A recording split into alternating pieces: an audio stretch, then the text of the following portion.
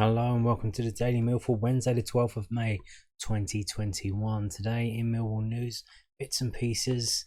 We've got this is told you the other day, Loan Watch. There's midweek games in the National League and a bit of bad news here. Another Mill youngster got injured. Bromley hope for best as Millwall linchpin goes off while Sutton go top without Lions striker. Millwall defender Alex Mitchell started but went off injured in Bromley's 1-0 win at Wealdstone on Tuesday night, that's yesterday, as a compelling promotion race looks like it will go all the way to the wire, and fans are allowed back in from Monday. If you're interested, maybe check it out, see if you can get in there, or maybe not, it's up to you. Mitchell had been never present since joining the National League side on loan from Millwall, losing just once in 5 games before he had to go off in the 40th minute after a challenge by Charlie Hughes. Joe Kizzy scored the only goal of the game in the 60th minute to send Bromley up to 8th place, level on points with Chesterfield and Halifax in 6th and 7th. Bromley are away to Notts County, who are a point ahead in 5th on Saturday. Whoa! Top of the table clash. Sutton were without their injured top scorer, Lions striker Isaac Olofe. Yeah, so Isaac got injured on Saturday in the warm-up. He was named in the team, but in the warm-up he got injured and had to be replaced, and now we've got him injured and Alex Mitchell injured as well.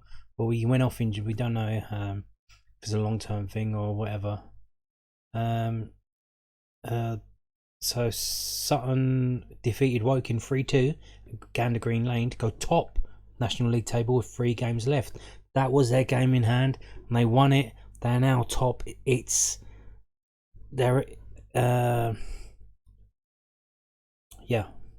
Louis John put the hosts in front before Charlie Cooper levelled from the penalty spot to leave it 1-1 at half time. Donovan Wilson restored Sutton's lead in the 51st minute, and David Ajiboye made it 3-1 7 minutes later. Joe Leslie got a late consolation for Woking as Sutton won their game in hand to go a point ahead of Torquay. The South London side win their remaining 3 games. They will earn promotion to the Football League for the first time in their history, and another London club in the Football League. Maybe we'll get them in League Cup. Matt Gray's side travelled to 13th place Maidenhead United on Saturday. In the Scottish Premiership, James Brown could see more at match action on Wednesday evening if Callum Davidson decides to rest some of his first choice players against Celtic ahead of the Scottish Cup final on Saturday week. And James Brown did indeed play tonight. It was at Celtic, so the final score was Celtic 4, St Johnstone 0. I think it was a heavily changed team, and James Brown played all 90 minutes. I don't know how he got on. If you're interested, you could probably, if you go on BBC iPlayer, there's a program called Sports Scene, and that is the name of the highlights. It's the match of the day for Scotland, basically, and if you watch that, you can see how he got on. If you're interested in that, if you're bored or whatever. So that's it. So that's the midweek loan players of Millwall, how they got on. Barnett, I believe, did not play, so Sam Skiffington did not play. Moving on now, we got this. So the player we bid for in January, we made a bid. Rumoured to be around 1 million, I think, if I recall, and he's going to leave Motherwell at the end of the season. He's not signing a new contract. So could he be coming to Millwall on a Freeman's? Who knows? Alan Campbell to leave Motherwell at the end of the season. Motherwell Academy product Alan Campbell will leave the club at the end of the season. The 22-year-old was linked to a move to Millwall in January, and Motherwell rejected a bid for the player with 6 months left on his deal. But now his deal has come to a close. Campbell will not take up the option of staying at Fir Park. So they've rumoured to be missing out on $1 million there. Apparently we bid for him in January. 6 months left on his contract, and they turned it down. Or maybe the player said he's not. He wants to run out his contract and see what offers come in. But either way, he's leaving for free. Although maybe, I don't know how it is in Scotland. I know in England you have to pay for if the player's under 24, You have to pay a tribunal fee because he come from the academy, and so there's that. So it's not free. So Motherwell will get some money, I believe, but it's never what it was. Although if we did make an offer, that would be setting the price, wouldn't it? If we made an offer, and then they could probably use that in the tribunal and say, well, you made an offer for $1 million 6 months ago, so you clearly think he was worth $1 million, and then how can we go to the tribunal and say, oh no, he's not worth that? We were just trying to get him. We were just trying to like pay over the odds to guarantee it. I don't know how it works. I assume there's some kind of money owed, maybe.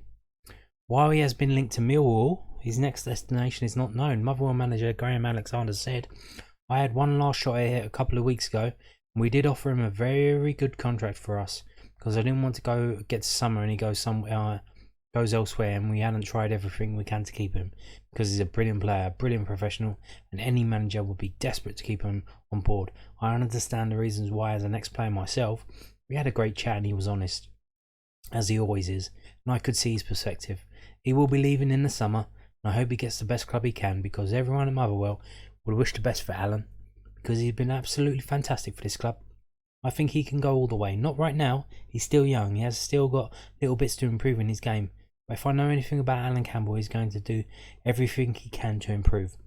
But already he is a quality player, and as you go through the levels, you have to find that little bit extra. Alan Campbell will search for that little bit extra and get it.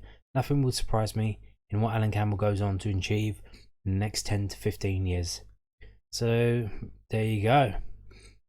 Big words from Graham Alexander about Alan Campbell, who is a player that Millwall were interested in, and we'll see if that interest still remains, because Rowett did say the other day that contract offers had been made to players, and News at 10 story that published that assumed that the contract, they assumed that when he was saying that, he was talking about players like Shane Ferguson, Matt Smith, and those type of players who are out of contract now.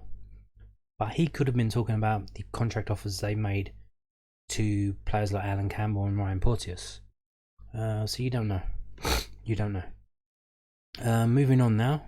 So we've got this from the Mail.co.uk. The previous story is from nottheoldfirm.com, and the first story is from news@den.co.uk, so I forgot to mention that. This is from Mail.co.uk, and it's the ranking of the dirtiest championship teams, and quite surprisingly, Millwall are down in 20th. We're near the bottom of the table, which is a bit unusual for us. Does that mean anything? I don't know. Maybe without the fans geeing the players on to get stuck in. They didn't, and we got fouls 560, 58 yellow cards, a second yellow and a red once, straight red cards 0, so that's second yellow then a red. I believe that was Murray Wallace. Worst disciplined player, Ryan Woods. Yeah, Ryan Woods gets booked a lot. I think he's booked 9 times. And you see against Coventry, the epitome of how that works is he gave the ball away, then lunged in at the player he gave it away to try and get it back, and he gave away a free kick and got a yellow card. And that's how it goes quite often with him, giving the ball away and trying to get it back. So there you go. We're 20th. We're near the bottom of the league in terms of bad boy behaviour, with fouls and whatnot.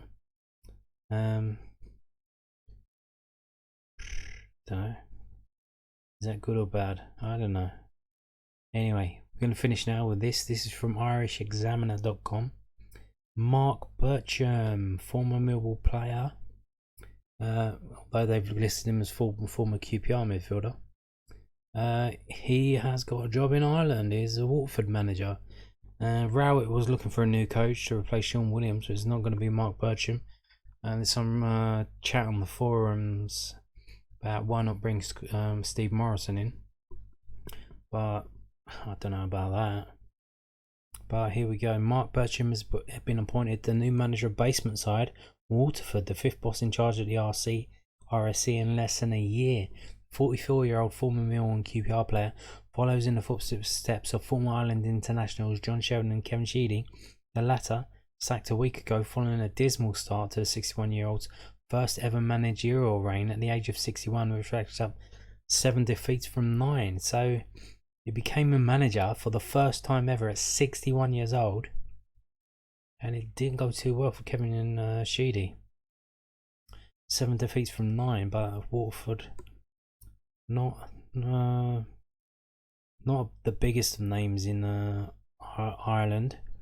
Sheridan lasted only 8 games. His exit last September was voluntary. He quit to take the vacancy at Wigan Athletic, subsequently parting for another League Powers club, Swindon Town, where he resigned last month. Bircham's coaching career has taken him back to Millwall and QPR, as well as a stint in the MLS as assistant boss at Chicago Fire. The new boss has arrived in Ireland and addressed the squad this evening on a Zoom call. He must complete a period of quarantine before starting training, as Waterford have forfeited Saturday's match in Sligo due to their first team squad remaining in isolation. His first games are a home doubleheader against Derry City and Finn Harps on Friday week and the following Monday. Meanwhile, Cabin Teely have confirmed their refusal to take the FAI arbitration over COVID. Yeah, so it's gone off there on another thing. All about, yeah, that's nothing to do with the headline story. So you got Marc Bircham at Waterford. Yeah.